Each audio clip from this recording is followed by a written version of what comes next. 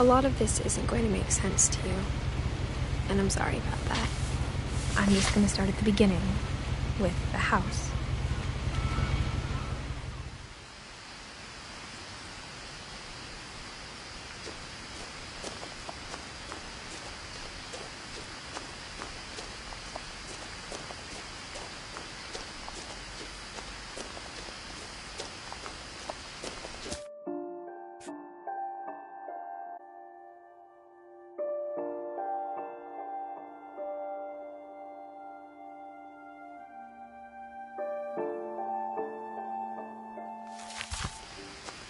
I lived here until I was 11,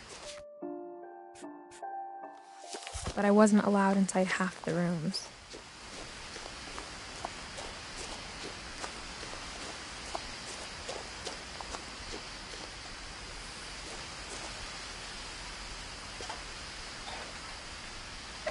Inside the mailbox were bills from 7 years ago, marked urgent, open immediately.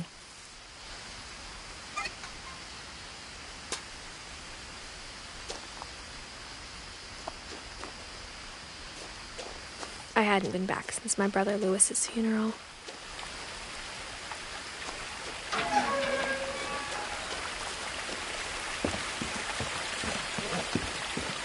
In her will, my mother left me a key, but didn't tell me what it unlocked.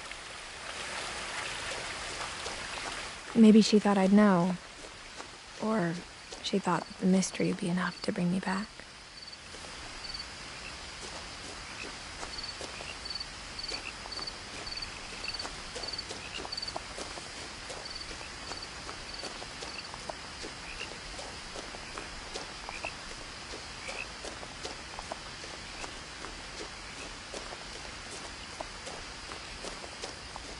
No one had driven this way in a long time, but I saw a few hoof prints.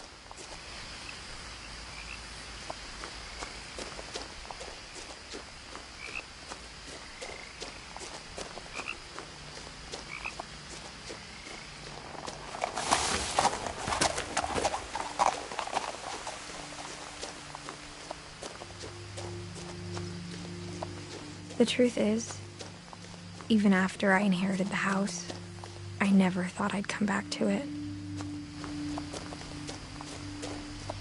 But now I had questions about my family that only the house knew the answers to.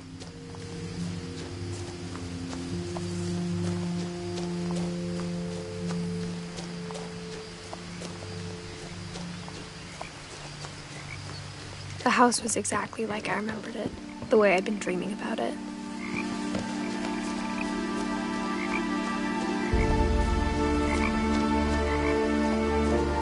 As a child, the house made me uncomfortable in a way I couldn't put into words.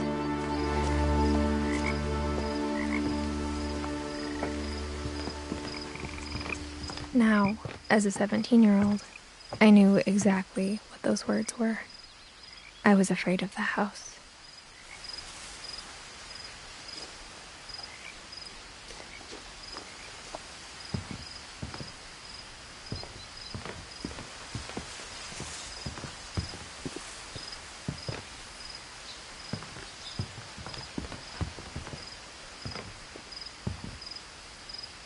I hoped the key might unlock the front door.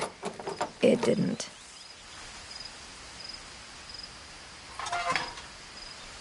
I felt like the house itself had been waiting for me.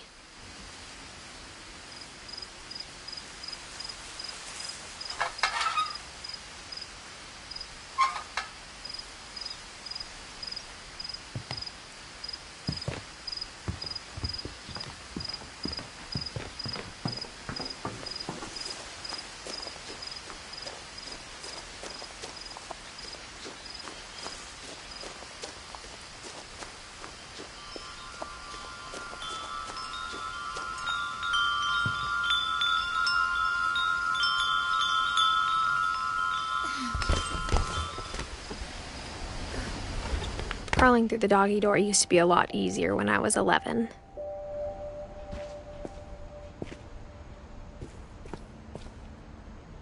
The power had been turned off the night we left.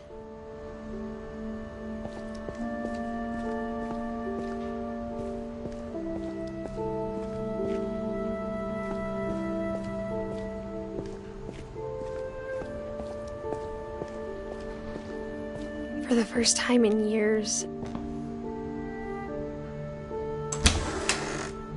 I felt like I was home.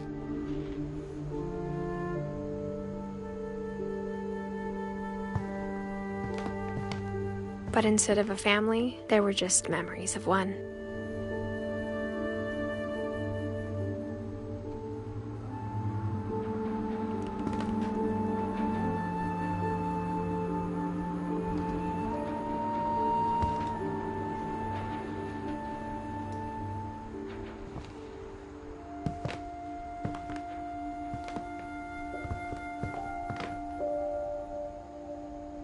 Like how only one restaurant would deliver to our house, so we had Chinese a lot.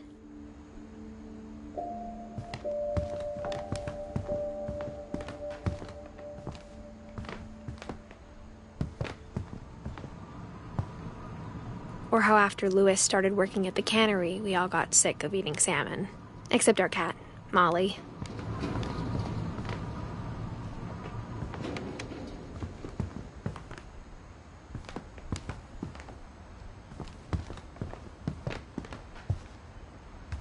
The table was still a wreck from the night we left.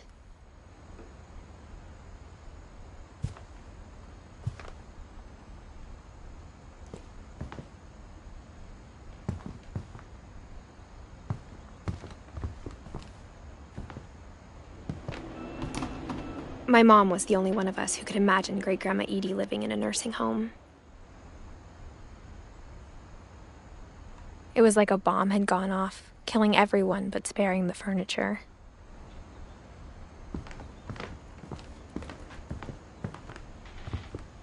Nothing in the house looked abnormal. There was just too much of it, like a smile with too many teeth.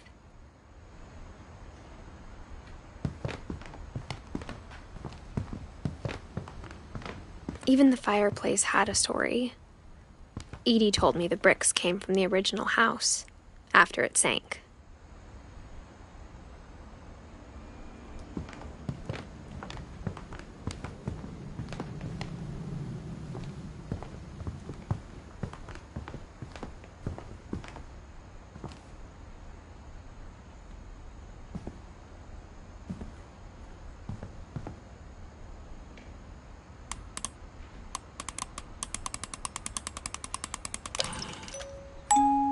Great-Grandpa Sven built a music box for Barbara, along with the rest of the house.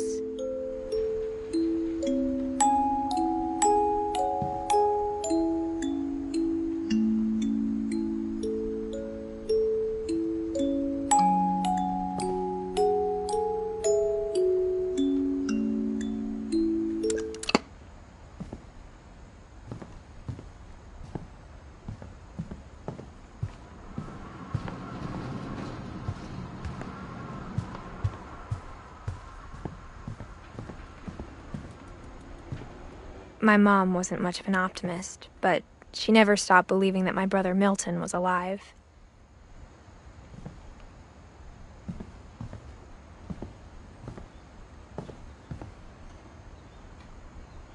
Whoever lived is buried somewhere in the library.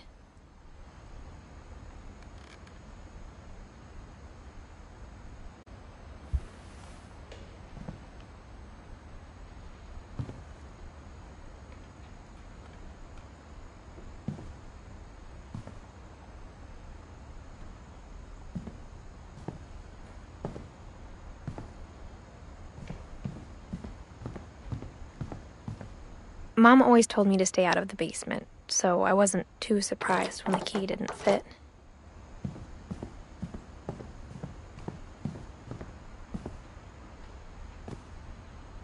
After Milton disappeared, Mom sealed up all the bedrooms. Then Edie retaliated and drilled peepholes.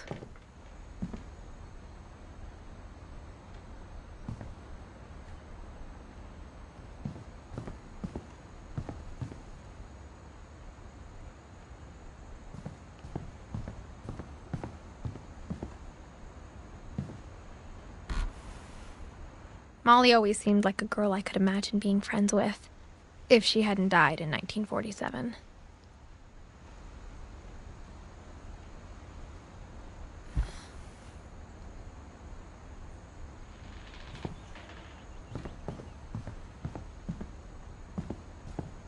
I spent a lot of time playing in Great Uncle Walter's room.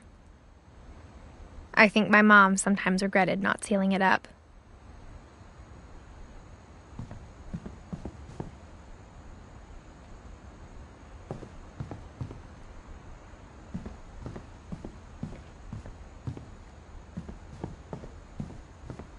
Lewis told me there were secret passages, but I never believed him.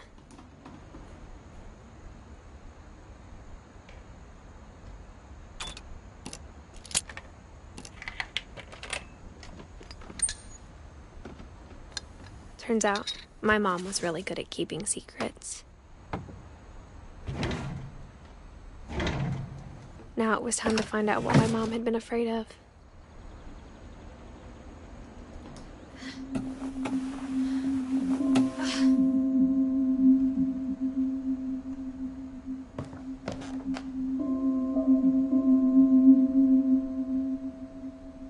From the paintings on the wall, it was clear my brother Milton had been here before me.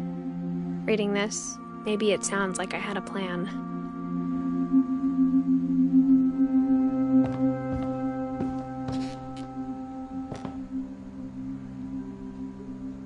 But I had no idea what was behind that door.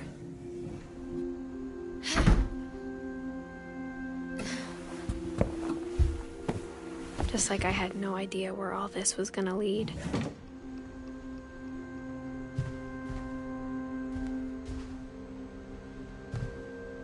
I grew up looking at Molly's room through the peephole.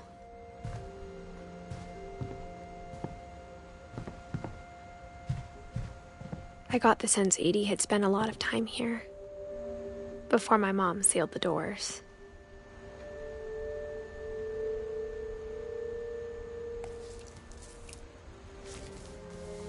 December 13th, 1947. Dear Diary, I'll be gone soon, but I wanted to tell somebody about what's gonna happen. It started when Mom sent me to bed without dinner. I woke up and I was starving, so I looked around for something to eat.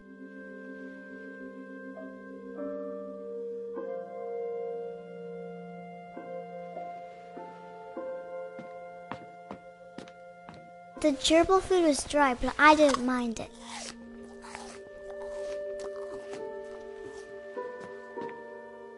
My Halloween candy was all gone.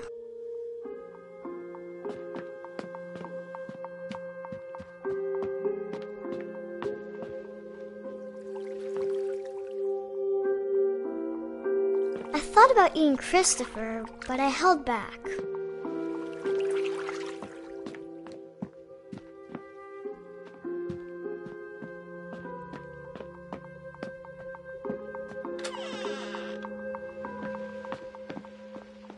I kept eating and eating.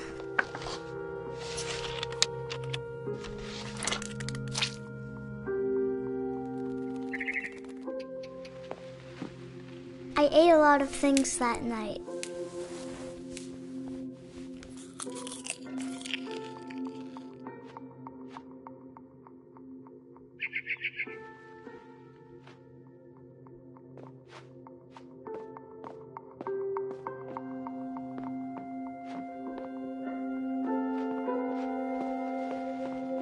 Then I heard chirping outside my window. It was a barn swallow going back to her nest. I reached out for her.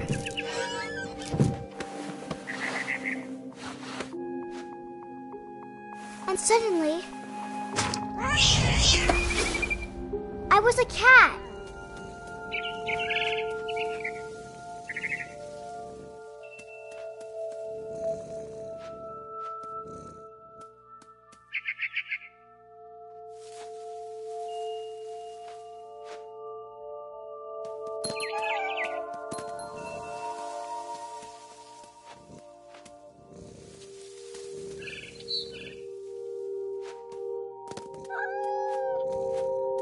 I tried to be quiet, but the bird was really scared.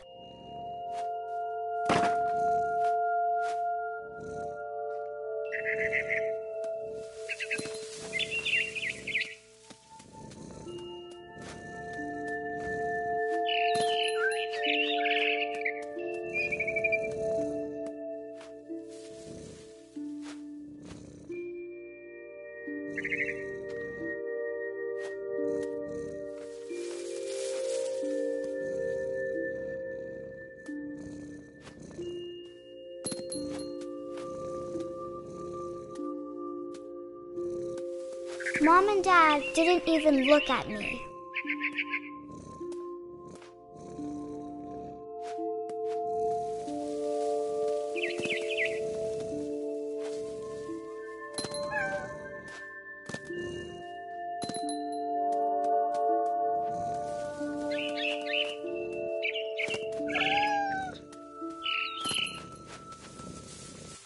I jumped and I almost got her.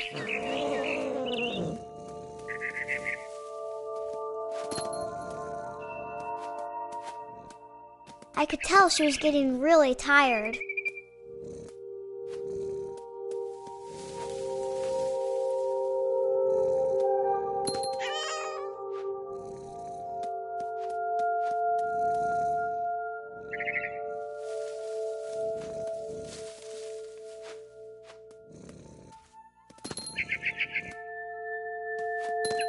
Now I was up in the big tree. I promised Dad I wouldn't climb it anymore. All I cared about was eating that mama bird.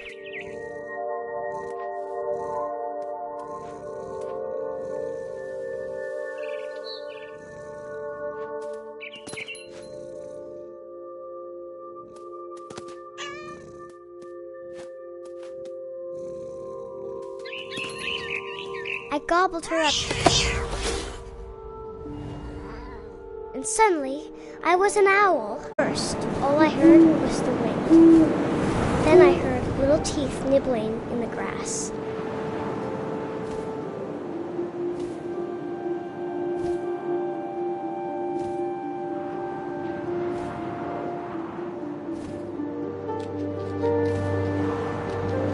Rabbits.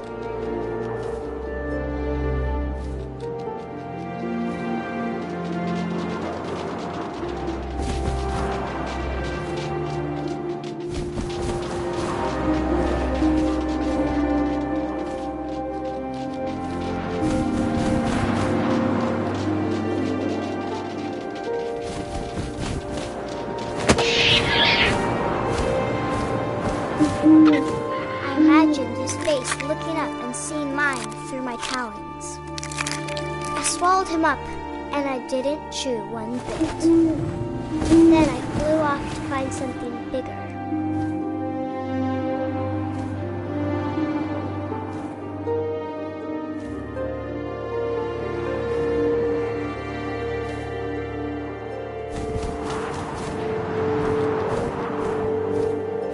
A mama rabbit.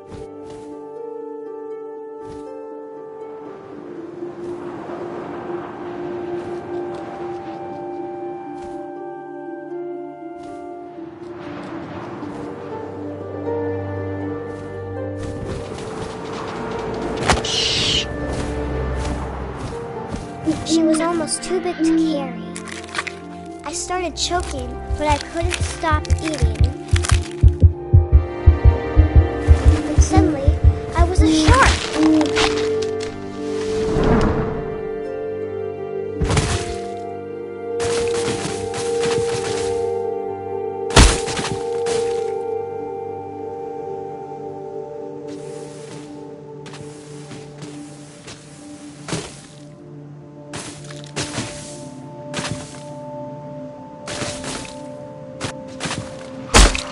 I rolled off a cliff and into the ocean. Now, I was hungrier than ever.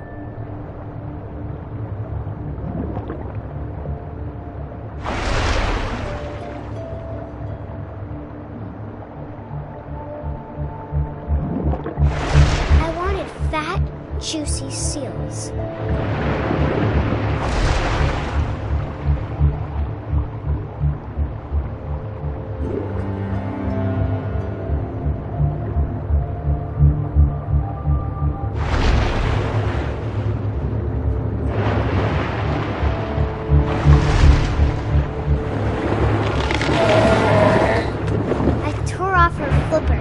Tasted really good.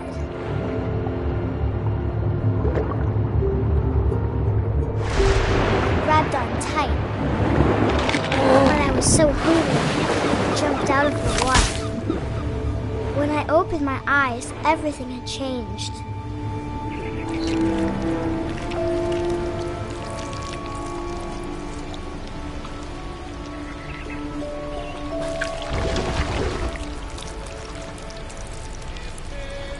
Now I was a monster, and I smelled people everywhere.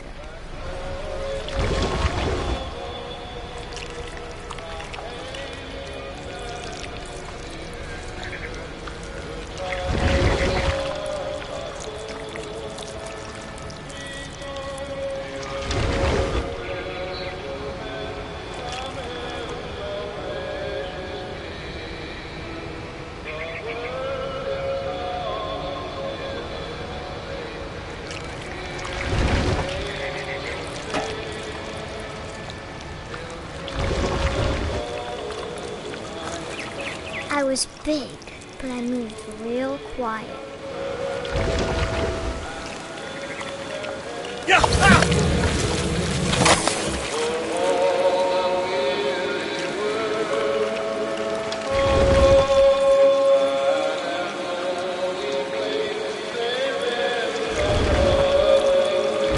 I wanted to stop, but also I didn't.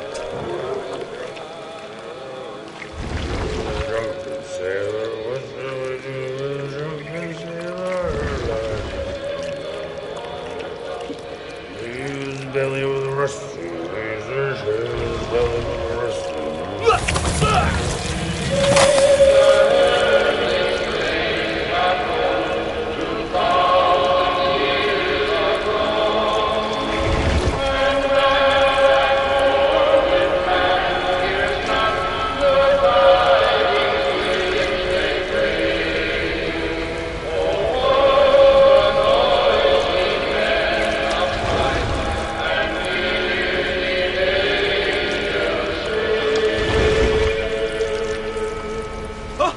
Last passenger, I was still hungry. And across the water, I smelled something new. Something I had to have, so I swam towards it.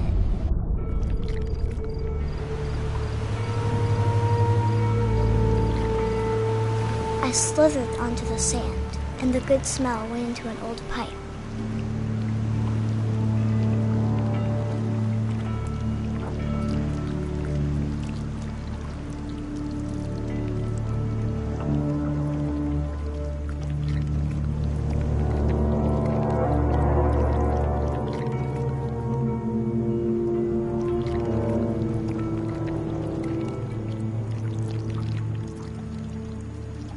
I got closer and closer.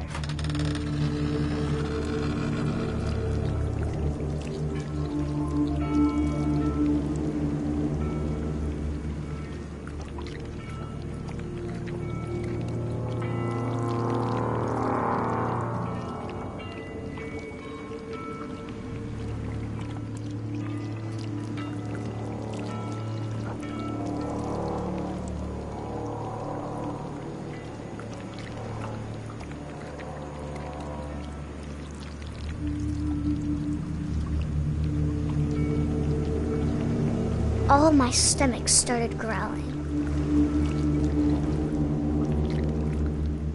And suddenly, I was me again.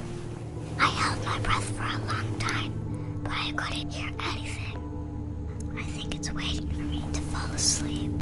But it's not going to wait much longer. It needs to feed, and we both know I will be delicious.